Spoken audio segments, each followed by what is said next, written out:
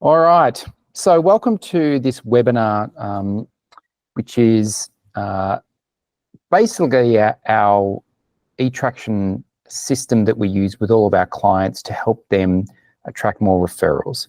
So I'm going to go through exactly what we do with our clients. I'm going to show some examples. I'm going to talk about some case studies. I want to make it as realistic as possible so that people can, apply this to their businesses or their personal brands, as the case may be. So it will be practical. I do want you to do some stuff in there. There is a little bit of work to do, so not too much. I promise I'll do all the heavy lifting. But it's important that we make this as real as possible. I don't want this to be a theoretical discussion where you go away with some high-level sort of overview, but you can't really implement things. So I'll give you our exact system, which you're free to implement in your own business. And obviously, we help many clients do this as well. So let me get started. For those who don't know me, welcome. I think there's a lot of people who do know me already, which is nice. And I can see people coming in. So Maria's just joined. Paul Manning, thank you for coming from all the way from Queensland. So what I'm going to do is I'm just going to go through a couple of slides here to start off with, a few introduction ones. I'm not going to sort of go through a lot of my personal background and who I am. Just suffice to say that I've been in marketing for a long time. I teach digital marketing at university at RMIT. I've been running my agency for 12 years, and I had a lot of experience in corporate world before I went into specializing in the work that I do. And you can check me out on LinkedIn if you want to know more about background. But I didn't want to make this sort of more about my background. I want to make it about the methodology that we've created at our agency. So what we promise in this webinar is, and I hope you'll keep me accountable for this, is that we give you our system of how we attract referrals. We run all on referrals in our business ourselves. We eat our own dog food. We work our own process. I'll show you one of the models that we do with our real numbers or estimate numbers. And hopefully not too much BS. I say no, but you never know. There might be a little bit creeping in. But really, this is our reality of what we do every day. So, welcome, Aldo. Now, this is an important slide that I just want to do this at the very start, just so we don't miss out. So, we're in a coaching program, and they partner with B1G1. And I've worked with a few businesses that have partnered with them. And so we now partner with them as well. So Buy One, Give One is a business system where we partner with them to give opportunities to people less fortunate. So what happens is that it's a lot of micro giving. So if you haven't done this already, if you scan that QR code with your phone right now, we'll make an impact on one of these three groups below. So either giving a meal to an orphan child, a day of education, or access to some winter clothes for someone who can't afford it. So if you haven't done this already, it costs you nothing. It's something that we just do as part of our giving. Scan the QR code, choose what you'd like to provide the giving to, and we'll make that happen. We also sent this, I believe, in some messages before. We like to make sure that, just by joining today, you're helping someone else. And we do this, and I encourage you to check out B1G1 as well. I think it's a really tremendous organisation. Paul Dunn, who's a friend of mine, has done tremendous work with this for over a decade. So it's a great thing to do. So click on that, and we'd love to give, as much as possible. So in terms of our information we're going to talk to today. So e-traction is a process or a philosophy that we have devised to help our clients and to go through and do marketing in a way that we feel is more authentic and works better. So the philosophy and the way we do it needs to be explained because it's not for everybody and it's a little bit different than what you hear from a lot of people. So I want to make sure that we're really clear on what it is and what it isn't, so that you can choose whether this is a good system for you. So we call it push versus pull marketing. And you may have heard that term before, but I will explain it just so people have a clear understanding of what that is. Now, push marketing is what traditional marketing has been.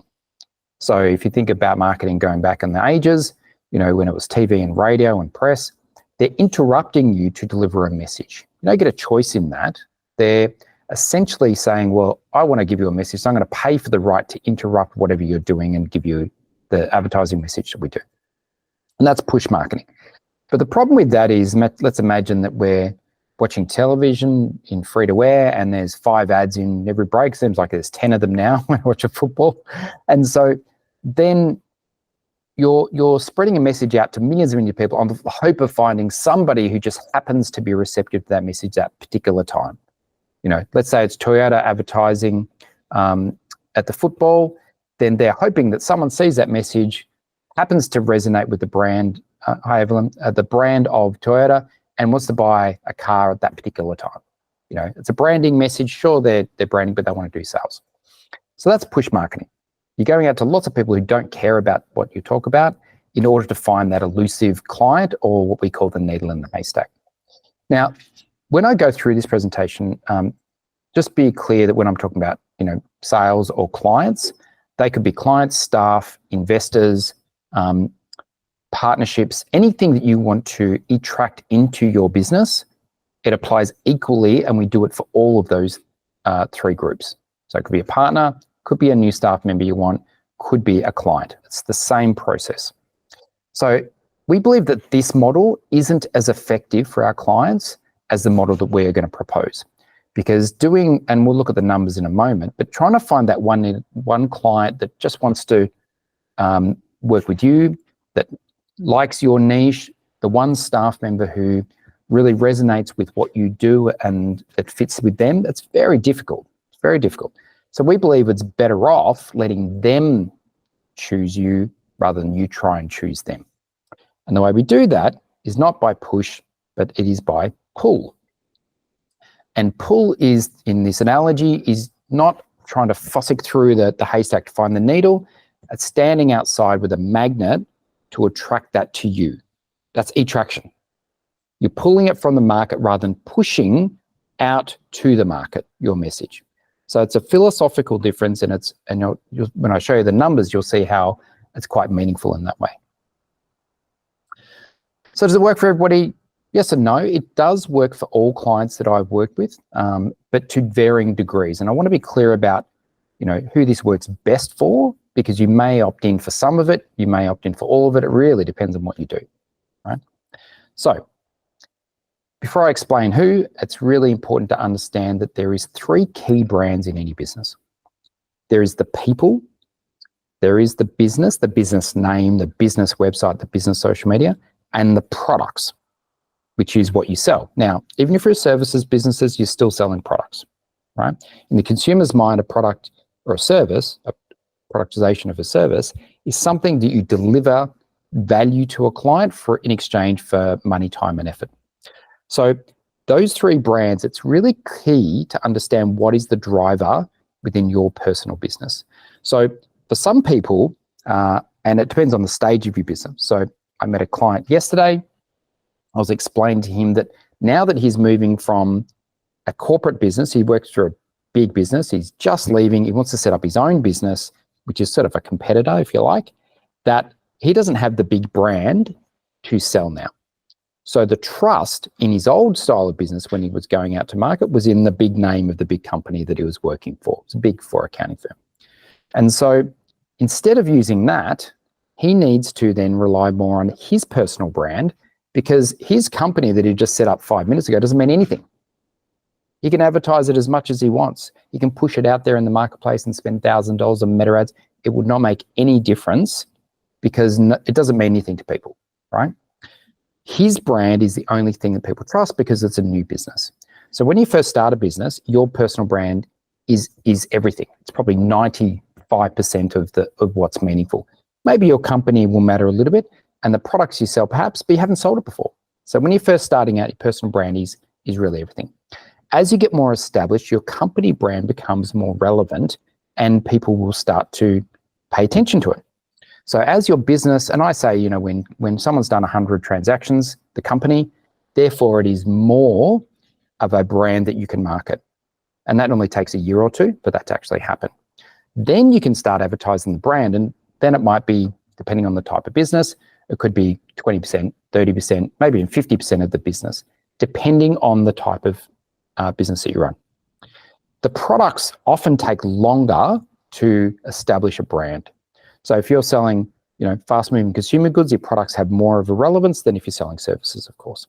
So what I'd encourage you to think about now is, where does trust come in your particular business? How much of it is your personal compared to the business, compared to the product?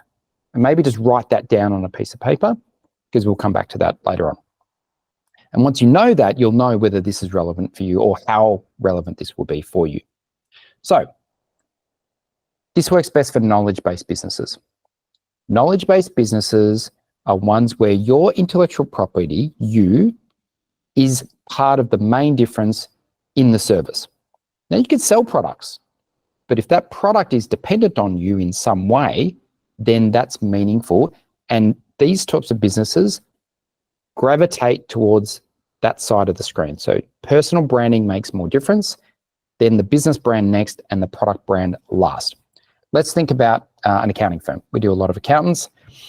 When you're talking about an accountant, unless you're a Big Four, it's really about the accountant themselves. A hairdresser is about the hairdresser themselves. A lawyer is about a lawyer themselves. It's generally the person that gets the referral, because the service is variable. And this is where this process works far better than if you're selling a fast-moving consumer good. Although I do have a case study with a fast-moving consumer good business, just to give you some value for those people who are in those sort of businesses. But anyone who does an intellectual property business, and I say, we've got an event management company, we've got a recruitment company, we've got other people in here, even a co-working space on. When you're doing it, the people matter. For instance, Simon, who's on the call, I went there because I like Simon. So I like his space, but I would go to his place rather than any other place because I like him. And I like the people, and I like the culture that he has formed, because he's the leader and his culture will be imprinted on the business and the products that he sells. I can buy a desk from anywhere. I can, there's lots of co-working spaces, but the difference for me in that purchase decision is that individual, right? So that is why I would make that particular decision. And so you need to understand what your consumers value in the transaction, because often what we sell is products, because that's what we think is the money, whereas really they're buying us. Now, doesn't mean we have to deliver the service. Just want to be clear on that. Just means we have to be present in the branding and marketing in order to form trust, in order to get a sale. We don't have to deliver. We just have to be involved in the process. All right. Now, when we're talking about this sort of stuff, we always have to be cognizant of the fact that to do branding, to do marketing, we have to get sales at the end of the day. The money meets the road at the sale. And so I want to just talk about the sales funnel that we use here. There's lots of different funnel methodologies. This is our one. I think it's very relevant toward the discussion. So our funnel is cold, warm, hot, sale, right? That's how we do it. You could call it, there's an AIDA model, attention, interest, desire, action. There's lots of other models. You can have it as a dartboard like we have it. You could have it as an actual funnel if you like, however you choose to do it. We choose this one because this is how I think about it. A client is cold, I don't know them. When they're hot, they want to hang out with me, they want to do stuff with me, they enjoy our attention. The first two stages are marketing and the last two stages are sales, right? So if you're not getting sales flow, this could be employee flow. We do a lot of work with people on getting employees. Deal flow, in terms of having investors come into your business. John Perry's on the call, he's my investor coach. So you've got to think about which stage is lacking. So marketing creates the opportunity for sales, but it does not sell. Unless you're in fast-moving consumer goods and you're selling directly from your website, inanimate objects. But for our clients who are knowledge professionals, there is an element of sales that has to be done. Now, most people think sales is icky, and I never liked sales when I was young. I didn't want to do sales.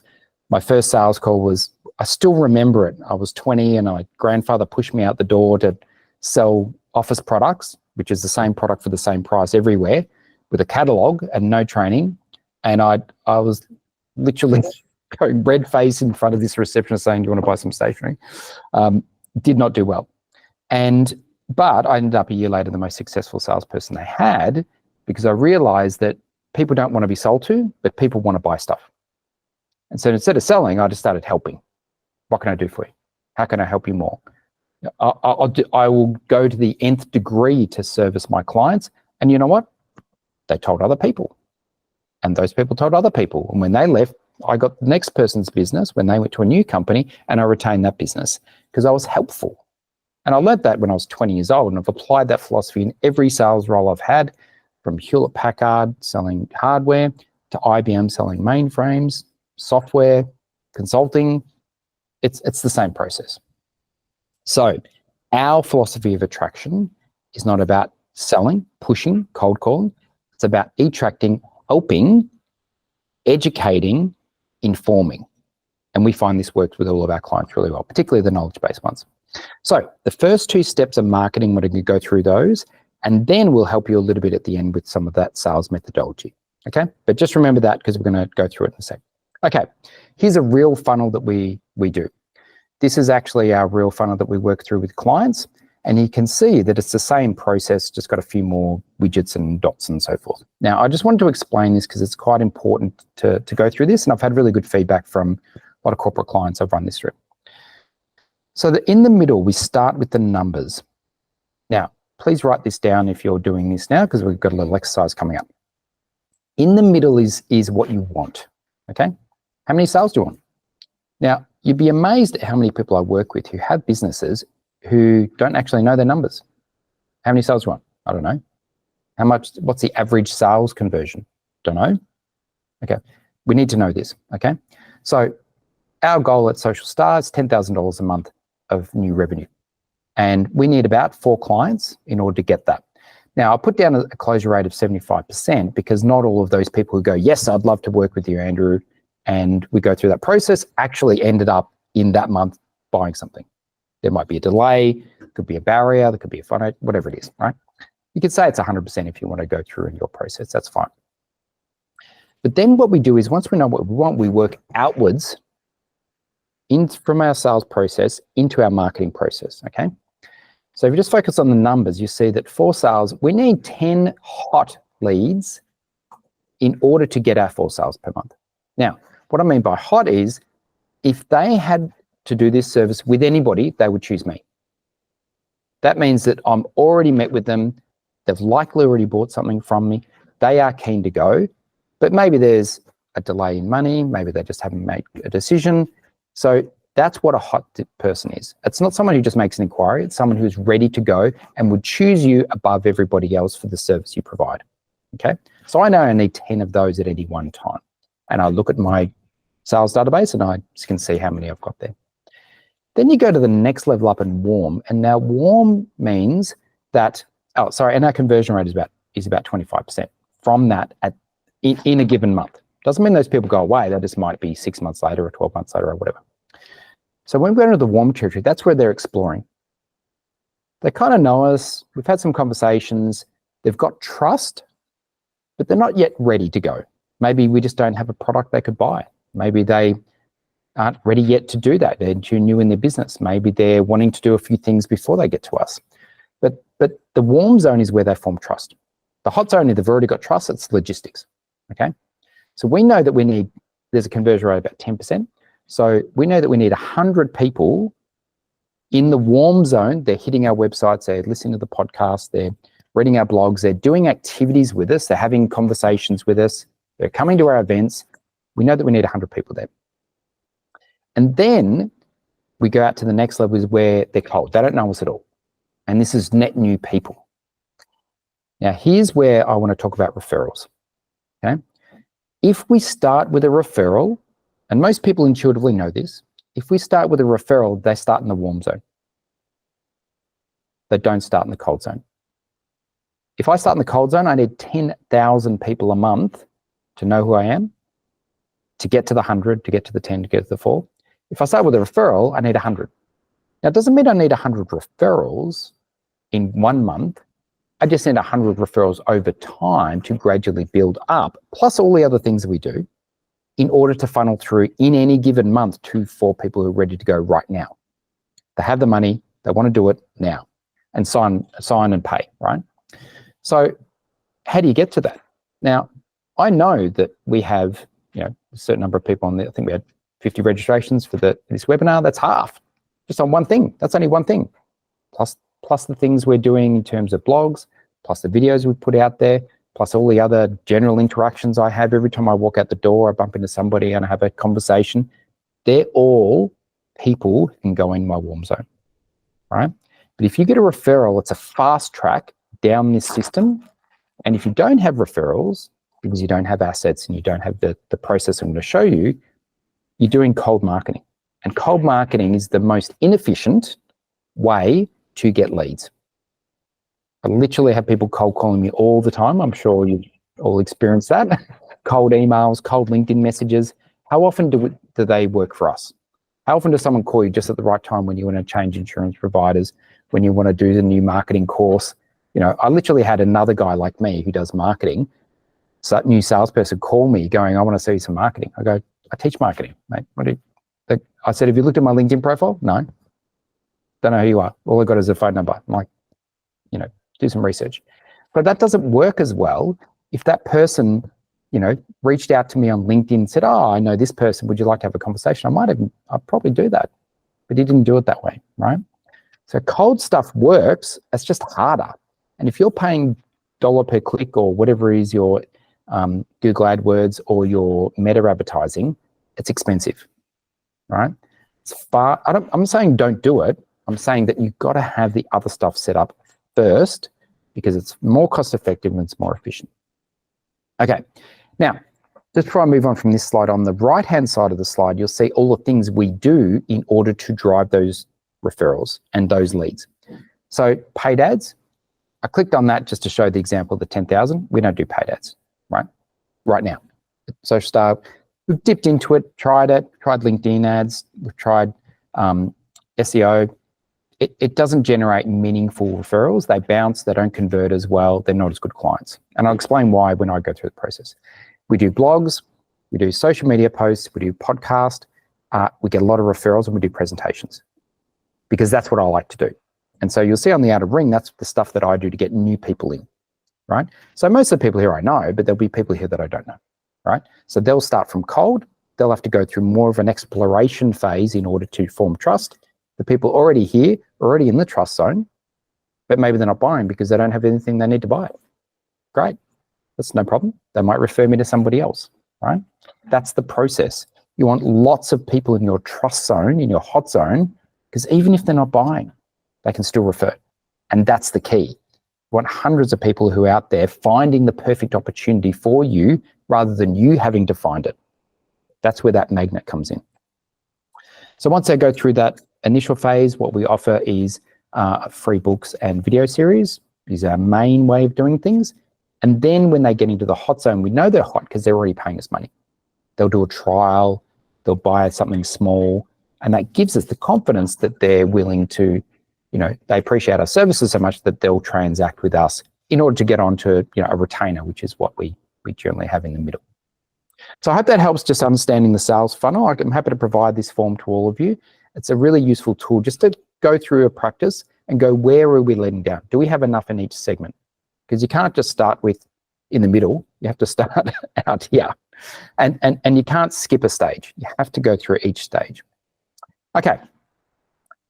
So it's a philosophy and it's a process. So if you are a knowledge professional, if you don't like sales and you want to attract, this is the process that we use in order to do that. So firstly, we need goals. We're going to go through a goal setting exercise, very quick one.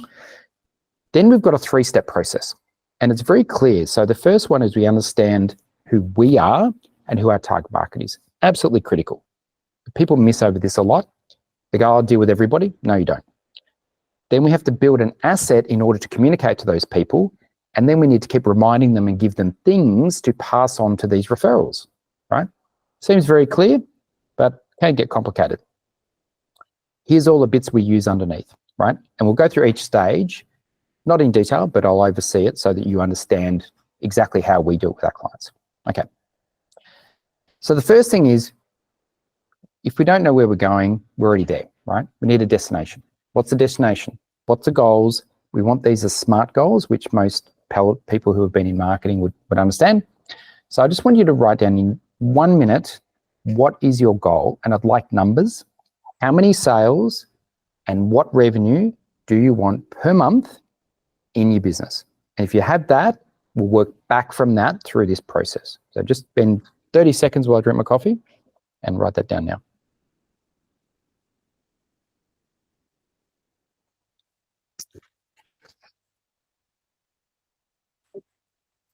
All right, I want to see pens on paper there. Chantal, are you writing that down? I'm watching you. John, you writing that down? That's what I want to see.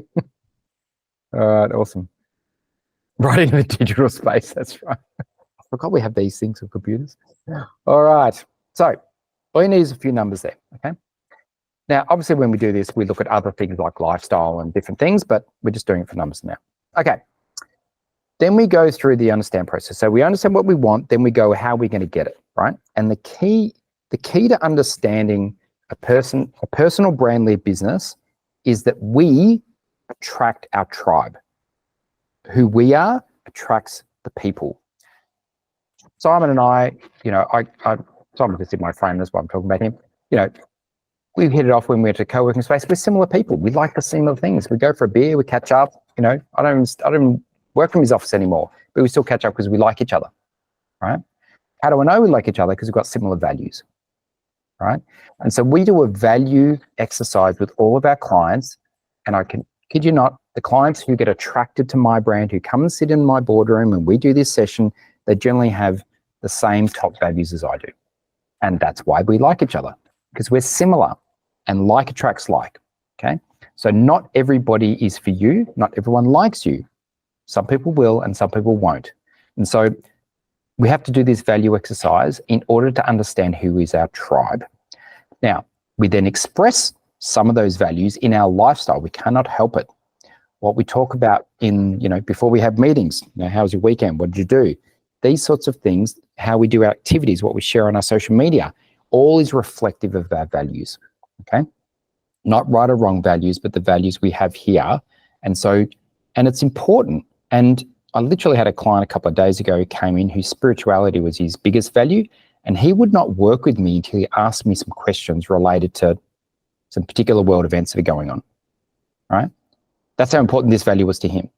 It was a go, no-go on my conversation around that particular thing. So this is important to people, People care about this stuff. And where this comes into it, let's say it's between, say, work and money, right? So some people go and would only talk to, like if Simon only cared about money more than his work, he wouldn't talk to me anymore because I don't sit in his co-working space. But that's not the case, We still go out for a beer because he values that over the money. Do you know what I mean? So we have similar value set in that we care more about people than we do the financial result for that. And that's why we're similar. Plus much of other things. But you can see how the values are important. Then we look at your personality. You don't have to have the same personality with someone in order to do business. In fact, sometimes complementary opposites is actually what they want, okay? They want what I'm a creator, I come up with lots of ideas.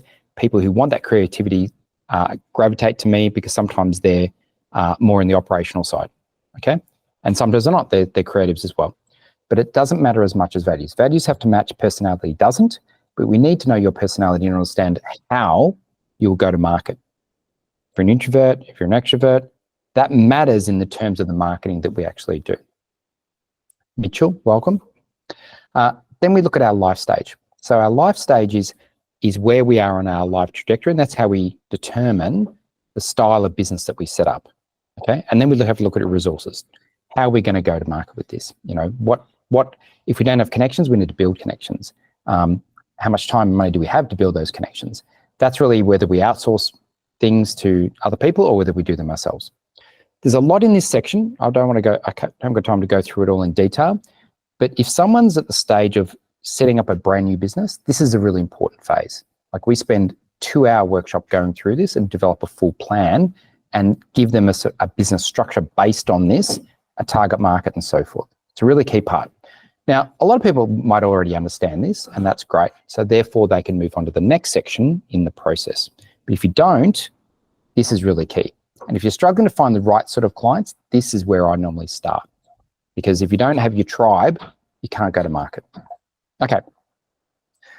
Speaking about tribes, who do you want to attract? Okay. A lot of people say to me, everybody. And I always say that's not true. So my accountant, bless him, Oliver, I don't think he's here. He once said to me, I said, who's your client? He goes, anybody. Anybody wants to do tax. I go, really? I go, BHP? He goes, oh, far too big for me. I go to about the one person who brings his shoebox full of receipts. He goes, no, I don't want to deal with them either. I go, okay, well, if I ask you 100 questions, I'd get more clear on the answer. Why don't you just tell me who you want to work with? And I actually saw him last week and he told me the same thing. He works with motivated professionals who like technology, right? So these are people who are on the latest because he's completely digital. He's got all the latest tech. He was the first one on Xero. He loved the next gadget. He's got that, right? So he doesn't do anything manually in his business. And so they have to be able to keep up with that. And so the people who are digitally savvy business people, that's his people. Doesn't mean they're digital in their businesses. In fact, when I was there was a builder there. And so, but he's savvy builder. Like he's up on the latest, he knows technology. That's his target market, okay? Why? Because that's what he likes. Oliver always loves technology. He builds his own websites for fun. So his personal values and the way he likes to operate is reflective of the clients he likes to work with, even if he doesn't deal with them, because that's how he sets up his business systems. That's how he hires people. That's how he sets up his processes.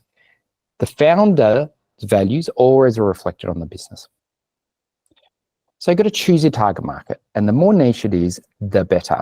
What I find is sometimes people don't niche enough. Oh, I want to target this large group of customers. I go, no.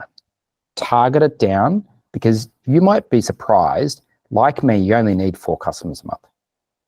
4 people. 3 or 4 people out of everybody in the world is a very small number. So why are we chasing, people on TikTok when you go, oh, I got 50,000 views, great. Where are they from? Well, 80% of them are out of Australia, so I can't deal with them. In fact, probably only a very, very tiny portion are actually my target market. Great, why are we doing that effort? That doesn't make sense. You could just run a roundtable discussion with 10 people and find 3 people, right? So we've got to think strategically about our marketing, starting with our goals and then to our target market. And if you don't know who your target market is, go back to that understand section and that will tell us who your tribe is, basically. Okay, I want to do a quick case study. So this is a great friend of mine, Moz. I worked with him for more than 6 months. That was an old quote, after 6 months. And I helped him with sales. Now, I did not build his infrastructure. He already had a marketing team. What I did is I went through this understand process with him and helped him realize that he was chasing clients without understanding that he's a person and that they're a person. So he wasn't having success in his sales, and I hope he doesn't mind me saying this, because he was doing cold marketing. He was just pushing messages out, doing digital marketing, and he was getting 0 results, right? At the time, he had 1 client, big client, but only 1. Fast forward, I changed his mindset. I helped him understand and humanize his brand, because he didn't want to put his brand in there, right? He does services marketing. He's actually a cybersecurity expert, but he's got a whole team. He doesn't even do any of the work. But what he now understands is he makes a personal connection with his market. He understands who he targets, and he's got very particular value set that precludes him from working with certain individuals. And so he wants to work with very specific people within these big companies. And he'll choose that based on his value set, but he projects it so that they come to him automatically. He doesn't have to go to them. So he tried the push, didn't work. I taught him how to pull, and I still remember after the first few months, he was so frustrated. He's like, but I just, I said, you have to wait. You have to put the information out there. You have to do, softly, and they will come to you. And then they started trickling in. The leads started coming in, started working. Then they become a river. Now it's a flood, right? This guy now doesn't work in his business. He's gone, elevated himself to the board, and he's got a big team. He's got 20 different large corporate clients now from none. 3 years he tried. So thinking about this process and applying it, real monetary value, you can look him up, contact him. Thanks, Michelle. he is a great case study in this point, and he's more than happy to talk to people. He's just is extremely generous person. Okay. Once you understand that process, you go to the build process, not before. When you go through the build process, this is the construction of the way that we're going to talk to people. I love LinkedIn. I think LinkedIn's still the best vehicle to communicate your value. However, you need a website, 100%. You might need a personal website and a business website, depending on your business. Sometimes other social media is really pertinent. Sometimes we use Instagram. Sometimes we use YouTube, Twitter, whatever is the medium that you love, your market loves, and that you can communicate most effectively. Just remember that a marketing strategy is not any medium, is not Instagram. That's a channel of communications, okay? That's the end point. What we need to figure out is the way to get there, okay? Then also, don't forget about email. Email is still an amazing medium to communicate with our customers, and we should use that. And then SMS is becoming more popular as well, but in certain circumstances.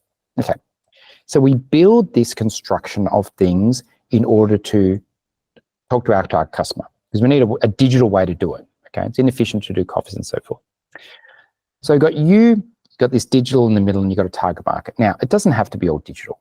I mean, one of our most popular products now is a cupcake outreach product for medical, where we literally drive around and provide tasty treats to medical practice owners in order to reach doctors. There's lots of steps in that process, but that's essentially the hero part of it, and it works a treat. But there's digital before, during, and after in the process to make that system fly. And we've got some case studies on that from, if anyone is in medical there. Works with other products too. We've just done it most with those people. So it doesn't have to be just digital, but digital is involved in everything we do, you know, even to get them in the CRM or so forth. And the reason is that that's how we view life today. And, you know, like it or not, that's the basic way we do it. We're talking through digital here. I know that, you know, most of our people will check us out before they even get to us with a referral. A lot of people think a referral is, oh, someone sent me an email connecting me to somebody. That's great. That person's going to look us up. They're going to look at our website. They're going to look at our social media. They're going to make assumptions and presumptions about who we are and whether they trust us based on what they see. So we need to construct as many assets in that warm zone so that people form trust. So reviews are great. Blogs are great. Testimonials are great. Writing, you know, content like books is great. All of those things build trust. What is the opposite of building trust? Like Moz, no photo. Refused to put a photo on LinkedIn. Didn't have anything on the website about the team. Oh, they'll get poached. I'm like, okay, you can't run a business with fear. You have to run a business with plenty, the attitude of plenty. So we put ourselves out there, and when we put ourselves out there and make ourselves a little bit vulnerable, that forms trust. Okay, you got to give it before you're going to get it back. Okay. Case study 2. So this is Michael Kenahan. Just had a meeting with him today. I've worked with him for 15 years, right? This testimonial came from a few years ago. So I worked with him in his corporate job, and then I helped him transition into a portfolio career. We recently finished writing his book at the start of this year and did his book launch. So we've been working with him in many different iterations in his career, but he's been constructing these assets.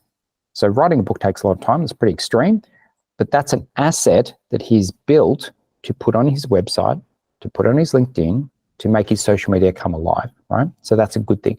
But he knows that having those mediums to connect to people, he's selling his book in America, is essential because there's no other way to do it, right? So we've constructed lots of different parts of his brand to communicate, okay? And you can go check him out. He's got lots of stuff online. And the third bit, because most people know how to build, is this really important thing. And this is where most people go wrong or don't do enough of, is leverage, okay? Leverage is by far the most important step, because without it, nothing happens at the end of the sale, okay? We started with the cold, with understand, and we're going down into the sale process now. This is where the rubber meets the road. The things that we need to have is content and regular content, okay? We've got to be keeping up to date with our people. We've got to be top of mind. It's called the evoked set in marketing. if they thought about, oh, who am I going to have to run an event? If Chantel's name doesn't pop up to the list because she hasn't done a post in a year, I'll go to the next person whose name does pop up in the top of my list, okay? Because what we're doing is we're marketing before need. And marketing before need is far more effective than marketing on need, right? So what we want is for them to know, like, and trust us before they want the service we provide, so that because otherwise it's tainted. If we go out there and market to people when they have the need right now, then they've got to go through the trust process. And that takes time. And if they already have someone that they trust, they'll go with them first, right? Doesn't mean that it doesn't always work, because it can work. Someone has a need and they ask somebody and they get referred. That's great. That means they don't have anyone in their evoked list that they can go to straight away. Okay, there's a vacant spot for that particular need. So if I was thinking about intellectual property lawyers, right? And I know some of my friends on there would go, oh, Gareth Benson, because he's my intellectual property lawyer and I refer him around. And so he's the person on my list. I don't have anyone else on the list. But if you said a technology lawyer, I'd be like, oh, I don't really have one of them. I'd probably ask John, who's your technology lawyer, right? And get a referral from him, because there's no one on my list. But if I received an email cold marketing me for technology lawyers, I still probably wouldn't trust that. I'd rather get John's referral. You know what I mean? So we already need to be in their mindset before they have the need, right? And that's where this is difficult, because it's not instant. We don't get an instant sale, right?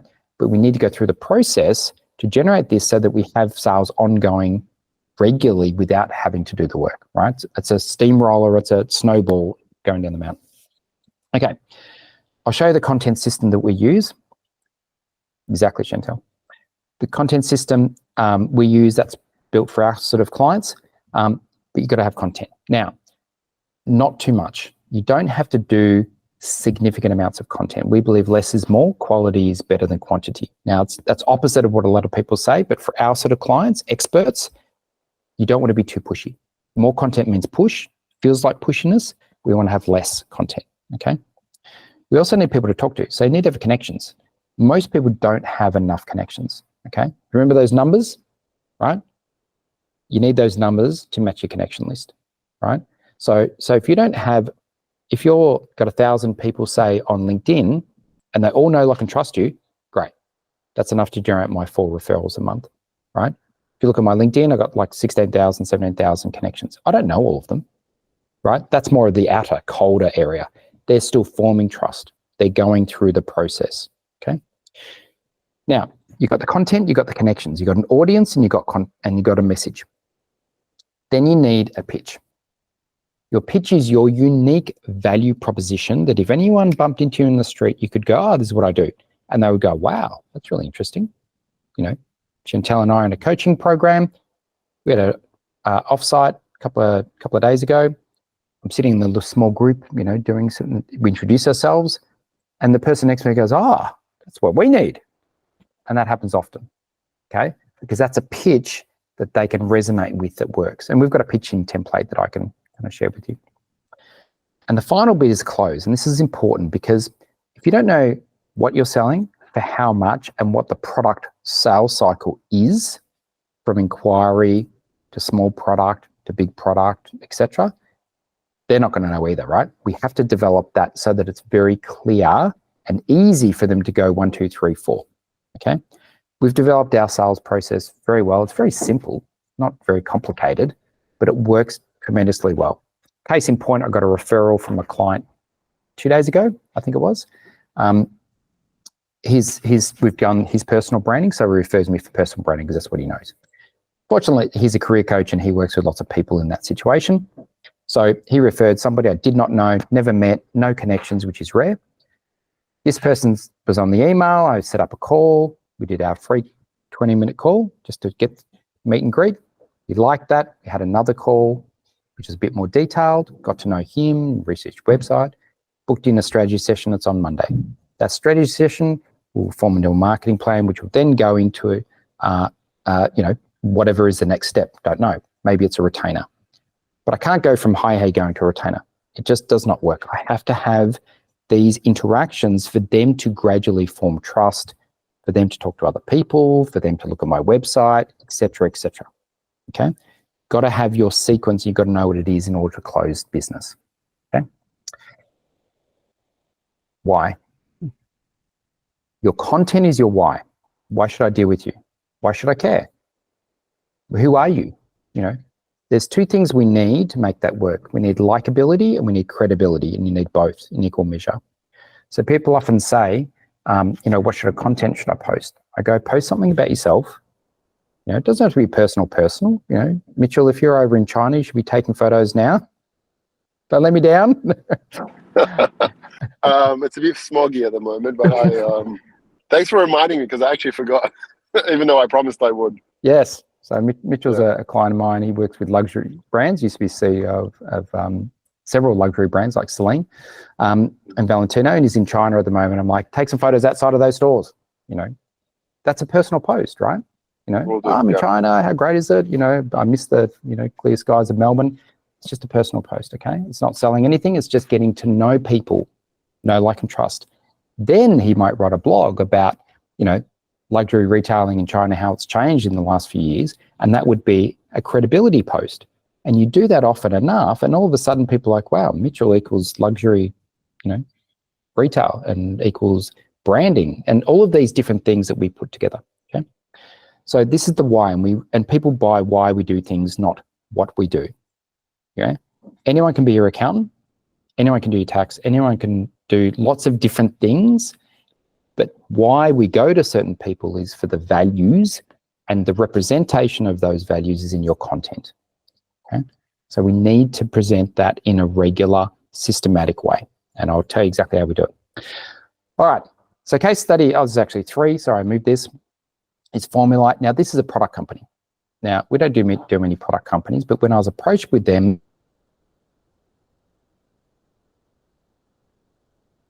I thought,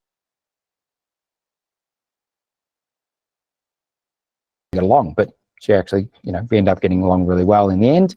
She's medical, her husband's medical. She started her own business in this field. And it was an interesting case study because we didn't actually do the marketing. So she had an internal team, and it's fast-moving consumer goods. She had a website team, e-com team, you know, marketing team. But what I did is I understood her. She didn't do any personal branding at that time, right?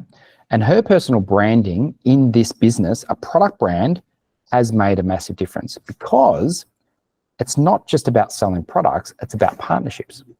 So due to her, and she's got an amazing work ethic and really authentic businesswoman, like, you know, fantastic person to market. And we were going to conferences, and once we started working together, her channel of distribution, which is pharmacy, just exploded. And I'm saying it was me. I'm just saying that we assisted in that process by doing marketing of her, so she was much more visible, you know, valuable, liked and trusted by far more people. And she got we actually hired another consultant who helped in that specific, in the sales orientation, but we did the branding part of it. We also branded the company, because she didn't know who she was targeting. Who are you selling this to? Everybody. She was telling me her target market is this. When we did the research, her target market actually turned out to be that. So she was positioning all wrong. She didn't have any segmentation. We ended up with 5 segments that were really clear and defined, and we went out to different channels for different people. Instagram was for this, LinkedIn was for that, Facebook was for these people. So by understanding and going through this process, we doubled her business in a year, which is pretty cool, right? So this can work for product marketing as well. It's just it works better for services marketing because you don't need the e-commerce part of it, okay? All right, we're getting towards the end. Now, this is our expert marketing system. So this is built for knowledge professionals. What we do is we want a combination of 4 posts per month, 1 a week. We find that that's enough, okay? I know lots of people say differently. Oh, you have to post on Instagram 4 times a day. We don't use that system. That's not for us. Maybe for product businesses. What we use is this system, which is 4 posts a month. We like to have video. Video is just, you know, increasing in popularity. It's the highest density of your brand per minute. And we find that, you know, more and more and more people are doing it, right? So we do a lot of video. Now, the reason why our experts love this is time is money for them, because they're not leveraged by selling products. They can leverage with team, but their time's still valuable. Is we do a 1-hour shoot with them, and we break it up and we deliver it over 6 months, right? And so we're formulating new ways to do this and even cheaper ways to do this over time, because we just feel like video is just so important to anyone's strategy. It's the walking, talking brand realization. You get personality and credibility in the one thing. So we love to do that. And we've got a full-time videographer now, which probably need another one. So even if you do it yourself, even if you use your iPhone or your phone of choice, I should say, and do, go to camera stuff and do your own editing, video should be part of your strategy. Feel very strongly about that. From the video, you can write a blog. AI is an amazing thing. You can use your video, you can transcribe it, put it into a blog through AI very quickly. Like, this is efficient marketing, right? So your video goes out 1 week, 2 weeks later, your blog goes out, reminding people of the same content, but it's on the same content stream. In between, you do 2 posts. All right, see, Chantal. The first one is generally a internal one. What's happening with us? Okay, likability is what's happening with the team. I've got a new member joining. I'm doing this. I'm in China. I'm doing this. I don't know what Paul's up to these days, but he's taking a photo in front of the Story Bridge. Internal post. Okay. Then we have an external post, something on the industry. Something's happening around you, which is showing that you understand these people. In your target market, this is what we get what's happening, right? Economic data, can be industry stuff, overseas things, whatever it is, okay? We find this combination, very simple structure, works really well. And it works in nice routine. We do it for 6 months and then we reassess and then we come out with a slightly different tone and tweak, but the same format. So this is the expert marketing system. Use it yourself. Love to hear your feedback on it. But this then takes away the pressure of posting all the time, or what do I post this week, right? This is all the one, in a month, this is one theme, right? One theme, 1 month, do a 6 month duration, then change it. Makes it much easier to do. Okay. That's all of the webinar. Now, what I'm doing here is giving you a sneak preview. This is the first time I've ever shown this. This is a book cover that my PA and my designer has mocked up for me. Not going to be the final one. Hopefully I'll look better by then. But I'm writing my second book. And for those people who stayed, I'd like to give them a gift. You get a free book. You have to pay for postage because it costs me money to do that and send it around Australia. Australia is more expensive than it's ever been. But if you click that, go to that QR code, I just put this up today because the manuscript's done. I just haven't finished all through the editing and so forth, that process. But I'm happy to give people who come on one. You just have to register, get yourself one, and I'll send it to you when it comes out in the first print release, if you want to. If you don't want to, that's fine. We've also got the old book that you can get, but this is the new and updated version. It's got all of this methodology explained in really sort of deep detail. I think it's 68,000 words at this stage, just the core part of the book. So I'm hoping it's going to be really good and people will find it really useful. But it'll be in addition to things like webinars and so forth that we do. So we've been going 54 minutes. It's a lot of content. I know I speak quickly, probably too quickly for most people there, but I did want to see if there's any questions. Thank you for the love, Michelle. Is there any questions around that, or anyone want to use some particularly, examples? I'm more than happy to take a few questions as we trail off. So I'm just going to open my notes section. Oh, there's a lot of things here. Okay. Evelyn had to go. Okay. So if there's no questions, what I might do is leave it there, but I want to thank you for attending. This is part of our process. This is eTraction. We want to provide as much value as possible without actually positioning anything, because that's how we like to do it. This is you're my community, and I'm just trying to help you to be better at what you're doing. And Michelle would like to ask a question. Yes, I really enjoyed your webinar tonight. So thank you very much for all of your knowledge, wisdom and experience sharing it with us. It was so good. I would love to be able to share the insights with some connections. I wondered if the recording is going to be made available. I would definitely make it available for you. We will get this ready tomorrow and we'll send it out to everybody. So thank you, Michelle, for that. Love to help you out with that.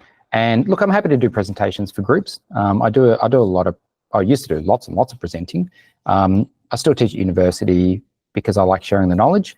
And happy to help you out with that if there's a group or so forth. Simon, you might want to, we've done that before. But yeah, thank you, Michelle. We'll make that available for you. And we'll make the slides available if you want them as well. Yeah. All right, I think that's time. I think we better hop off. People got to go and have their dinners and so forth. I've got to go meet my brother. So really appreciate you attending. Good to see you all. Some nice familiar faces. Thanks, Aldo. Good to see you again, Paul. We will catch you on the next webinar. Goodbye.